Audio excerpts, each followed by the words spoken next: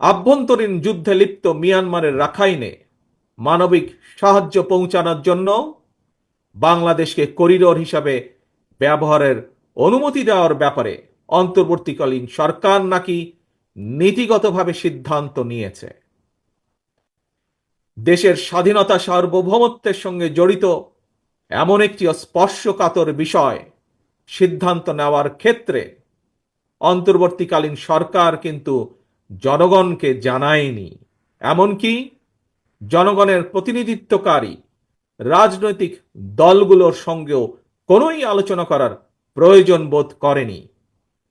দেশের জনগণকে না জানিয়ে অন্তর্বর্তীকালীন সরকার এ ধরনের সিদ্ধান্ত নিতে পারে কিনা কিংবা নেওয়া উচিত কিনা এই মুহূর্তে সেই বিতর্ক আমি তুলতে চাই না।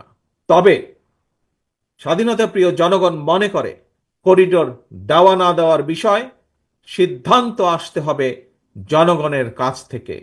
সিদ্ধান্ত আসতে হবে জনগণের প্রত্যক্ষ ভোটে নির্বাচিত জাতীয় সংসদের মাধ্যমে। এ ধরনের পরিস্থিতিতে গণতান্ত্রিক বিশ্বের দেশে দেশে এটাই নিয়ম, এটাই রীতি।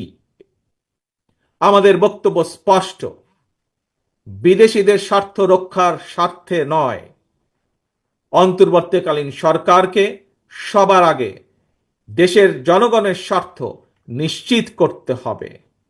কারণ মিয়ানমার, ভারত, পাকিস্তান কিংবা অন্য কোনো দেশ নয়, সবার আগে বাংলাদেশ।